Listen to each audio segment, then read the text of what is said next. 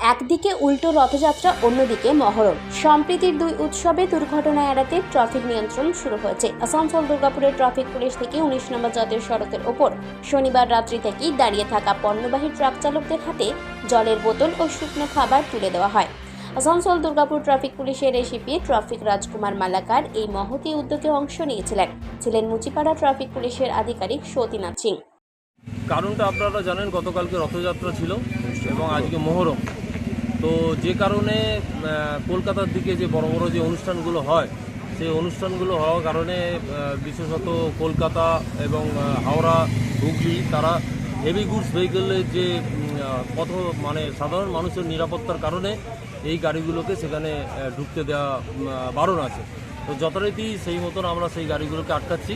বাদবাকি যারা জরুরি পরিষেবার যে গাড়িগুলো আছে, অ্যাম্বুলেন্স, মাছের গাড়ি, সবজির গাড়ি, ফলের গাড়ি, অন্যান্য যেসব গাড়িগুলো আছে সেইগুলোকে আমাদের ছাড় দেওয়া আছে বলে সেই গাড়িকে আমরা ছেড়ে দিচ্ছি।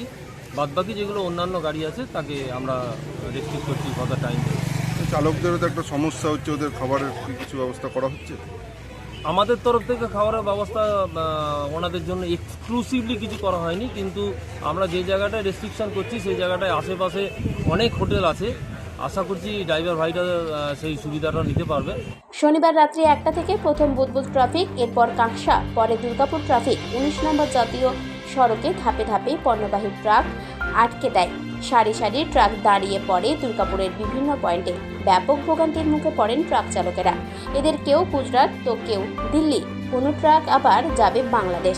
সব মিলিয়ে এই গরমে চরম ভোগান্তিতে পণ্যবাহী ট্রাক চালকেরা। हाईवे बंद होता है। कितना सुविधा, बहुत दिक्कत। हम लोग को 2 बजे रात से खाए नहीं, रात में पूरा हो गया। अभी क्या भी है, रात से 10 बजे से ड्राइवर बहुत परेशान करना है और क्या है। कोई एक गाना बाहर की गाड़ियाँ अपने बंगाल साइड की वो सारी निकल रही हैं, ओवरलोड गाड़ियाँ वो सारी निकल रही हैं। जो बाहर की गाड़ियाँ उनको परेशान करना है। रात से ड्राइवर सब भूखा बैठा हुआ है सारा। कहाँ पर जाएंगे आप? हम जाएंगे कलकत्ता।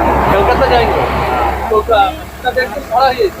ये खड़े हैं, हम रात से खड़े हैं, भूखे हैं, रात से कुछ नहीं खाया, ना चाय पिया, ना कुछ खाना खाया। এদিকে এই ঘটনাতেও লাগলো রাজনীতির রং। সুর চড়ালো বিজেপি বিধায়ক লক্ষণ চন্দ্র ঘড়ুই। ড্রাইভাররা বলছে খাবো কোথায়, খাবার নেই, জল নেই, হাজার হাজার ট্রাক দাঁড়িয়ে আছে এই বাংলায়। আজকে ড্রাইভার পর্যন্ত এই মুখ্যমন্ত্রী ধিক্কার জানাচ্ছেন, এই সরকারকে প্রত্যাহার ডাক দিচ্ছেন। আমরা বারবার বলেছিলাম, মানুষ আজ বুঝতে পারছে যে কোথায় যাচ্ছে। সেই ঘটনা আজকে রোডের উপর হচ্ছে। এর থেকে মানুষ মুক্তি চায়, এর থেকে মানুষ পরিত্রাণ চায়, কিন্তু সরকার উদাসীন। অনুষ্ঠানের মরশুমে দুর্ঘটনা যাতে না ঘটে তার জন্য এই ব্যবস্থা। আসলে পায়ের তলার মাটি নেই দেখেই বিজেপি নাটক শুরু করেছে। প্রতিক্রিয়া তৃণমূল নেতা উজ্জ্বল মুখোপাধ্যায়। নিয়ন্ত্রণ করতেই হয়, তো এমনি একটা ট্রাফিক তাদের নিয়ন্ত্রণ ব্যবস্থাকে যদি করেই থাকে তাতে অসুবিধা নেই। বিরোধীরা কি বললো তা তো শুনে আমাদের লাভ নাই, কারণ ওরা হচ্ছে বাংলা বিরোধী। বাংলায় যা কিছু হোক তার বিরোধী। লক্ষ্মীর ভাণ্ডার দেওয়া হচ্ছে তাতেও বিরোধিতা করবে। ওরা যদি আমাদের এখানে বিনা পয়সায় রেশন দেওয়া হয় তাতেও বিরোধিতা করবে। এখানে যদি স্বাস্থ্যসাথী কার্ড দেওয়া হয় তারও বিরোধিতা করে। তো ওরা ওদের কাজটাই হচ্ছে যে কোনো উন্নয়ন দেখতে পায় না, কোনো অগ্রগতি দেখতে পায় না, তারা সবসময় বিরোধিতাই করে। তো এই শুভেন্দুবাবু আর আমাদের এই যে শ্রমিক ভট্টাচার্য ওনাদের হয়েছেন নবনির্বাচিত, যে ওনাদের মনোনীত। দুর্গাপুর থেকে অনুরাধা সেনগুপ্তের রিপোর্ট, খাঁটি খবর।